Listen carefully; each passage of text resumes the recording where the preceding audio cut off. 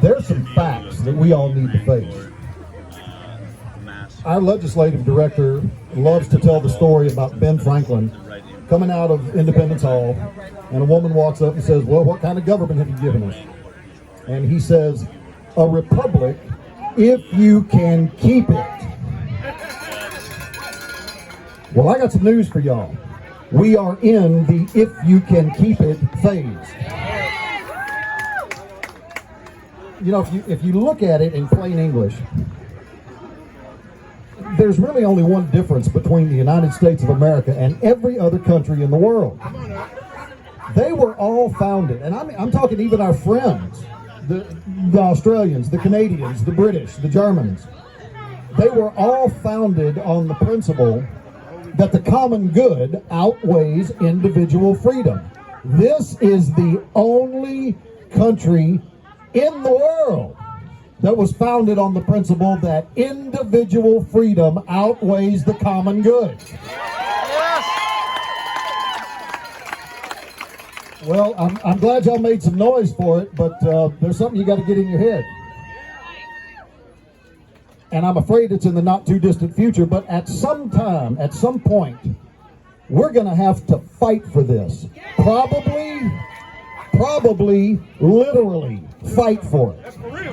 And all of y'all, it's coming. I'm glad y'all are here, but I want to make something very clear. If you're a sunshine patriot, you probably ought to just take off right now. I have no desire to hurt anybody.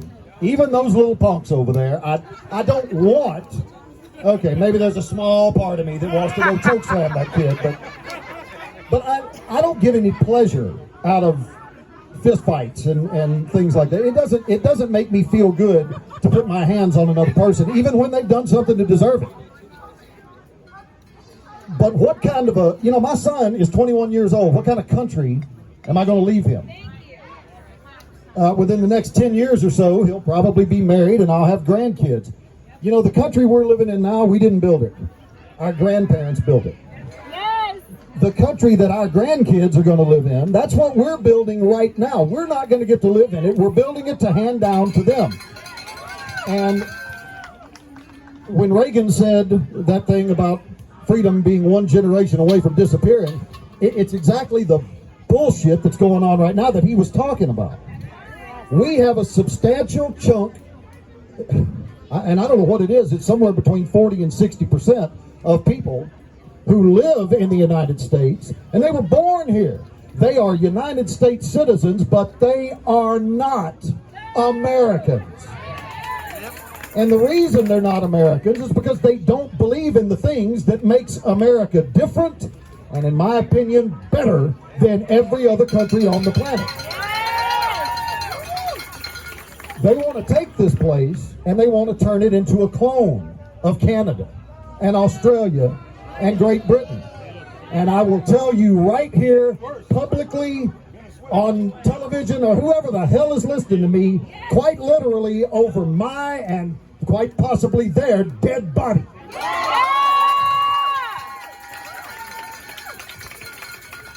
One more time, I do not want to hurt anybody. But and I'm only carrying my pistol today. Those of you that see me at OCT events, you know I carry a scattergun with triple-aught buck. And if I have to take that out into the street and go to work with it, because that's the only thing left to keep America, then you bet your ass I'll do it. And if you push me to the point of doing it, you will be betting your ass. I have come to realize this in about the past 6-8 months. I'm saying it to all of you now because y'all need to realize it too. I just don't see any way. The divide between the two sides, it's too deep. It's kind of like, and I don't know if any of y'all have been the type in the past to maybe frequent a bar and have a drink, but if you have, and you've seen two guys sort of get into it, there's a point at which they can still talk things out. But once it goes past that point, the only thing that's going to settle it is a physical confrontation. And that's just welcome to life, folks. It's not pleasant, but it's true. I'm afraid that's where we are. And these people on the other side of the fence that are pushing all this un-American crap upon us, I mean, it came right out of Joe Biden's mouth not long ago. No amendment is absolute. Well, bullshit, Joe. They are absolute. That is the point. And that's, I get sick and tired of hearing those damn people talk about our democracy. It's our democracy. We don't have a damn democracy. The United States of America is a constitutional republic. And now I'm going to tell them, and I'm going to tell y'all know this, so I don't need to tell y'all. I'm going to tell them what the difference is. A democracy and a constitutional republic are very similar, but there's one critical difference. In a democracy, quite literally everything is up to the majority vote. What your rights are, what your freedoms are, all of that is up for a vote. The majority rules on everything. Now, in a republic, the majority rules on most things, but there are some things that the majority does not rule on, even if they want to, and those things are called rights. And you get to have and use your rights, even if every other person in the whole country doesn't want you to. And that, in a nutshell, is what makes us different, and from the bottom of my heart, I believe, better than every other country in the world, even the good ones. Well, if we're going to keep that,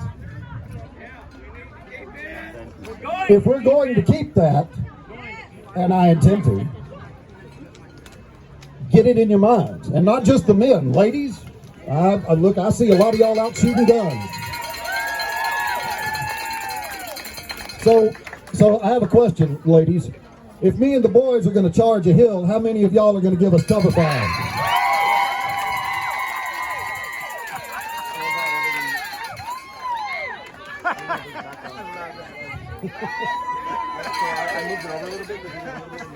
You know what I love about Texas women? Y'all could whoop the ass of just about every man from all the states. It's just the truth, folks, and I wanted to put that in your mind so y'all think about it. Yeah, it's great for us to come out here and have a protest and talk and raise a little cane and tell those little idiots over there what we think about them, but the time may come when we have to shoot them. I do not want that to happen. I do not want to do that. But once they start voting America out of existence, what are you going to do? Remember when you were a little kid and your mom would ask, well, if all your friends jumped off a bridge, would you jump with them? Well, no. But you know what else I won't do? I won't let the little bastards drag me off the bridge just because they're the majority. And I will not get older and go off and die and leave my baby boy and my yet-to-be-born grandkids in some place where they don't really have any rights. I will not let it happen, and I hope that all of you will be out there with me, because I thank you. I appreciate it, and I got yours. I don't have a whole lot of gifts in life, but I do have one. I can do the math. And I've looked at it. And I've just taken where we are and extrapolated it on down into the future a little ways. And unless a miracle happens, it's going to come down to a fight. Well, God help them. God help them. USA! USA! USA! USA! USA! USA! There's one thing that I want to say, and this is probably going to be the last remark, but it's a message directly to them. If y'all push us to a fight, see, what y'all don't realize is the people you see here, the reason you don't see us all the time out there in the street raising hell is because we have homes and jobs and families and lives. We don't have all day, every day to go out there and raise hell. But when we finally have had enough, and we get up off our butts and we roll on y'all, it's going to be like a freight train. It takes a long time to get it going, but it takes a hell of a lot to get it stopped. And I want them to understand something. Once it starts, it's going to be, it's on. And so if you, Antifa, leftist, whoever you are, if you bastards push us to the point that we finally start fighting you, we're going to kick your ass right off the North American continent.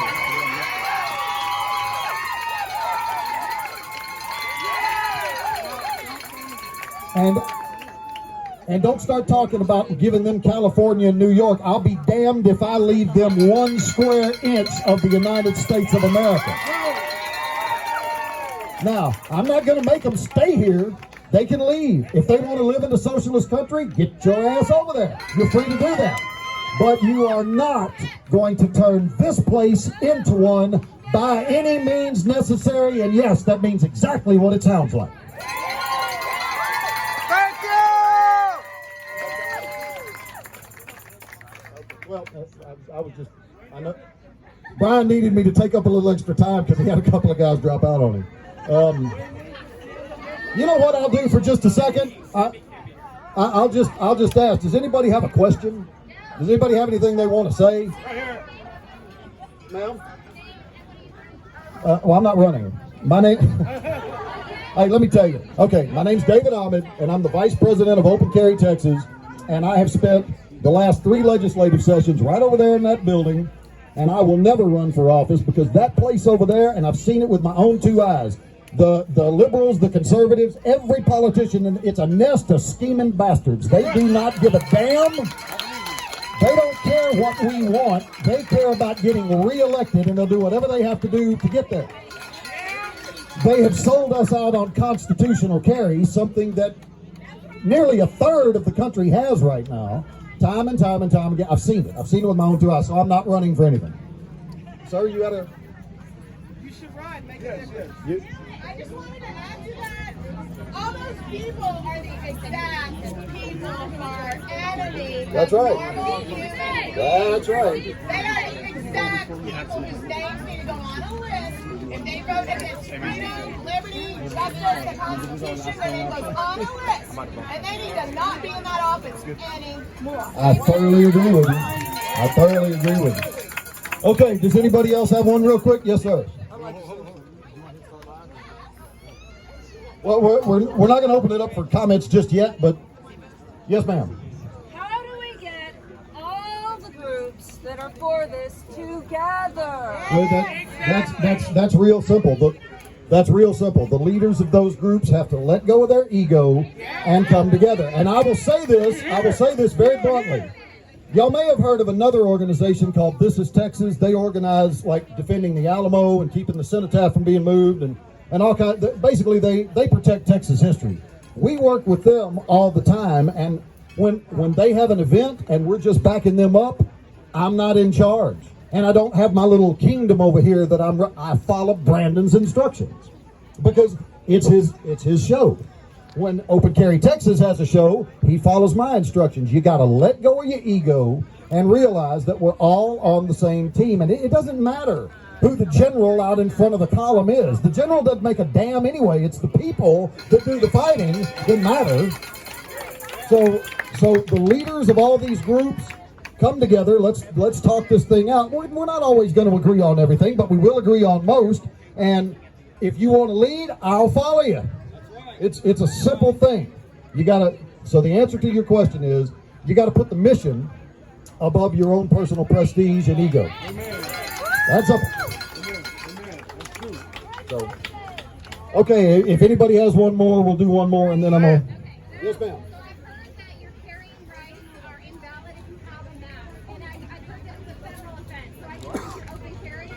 That is 100% false. False. The question was about this rumor that if you're carrying your pistol like I am now, or a rifle, or any gun that, I can't believe I have to say this, that the law allows you to carry, even though the Second Amendment allows you to carry any damn thing, that while you're carrying, you can't wear a mask. Wrong. Absolutely 100% false. Now, there are some states, mainly in the South, that do have laws against wearing a mask in public for the purpose of concealing your identity. And that was because of the Klan back in the 50s and 60s wearing them damn hoods. But that's number one, it's if you're trying to conceal your identity, not trying to keep yourself from getting sick. And number two, that's not here in Texas. We have nothing like that in state law. Absolutely nothing.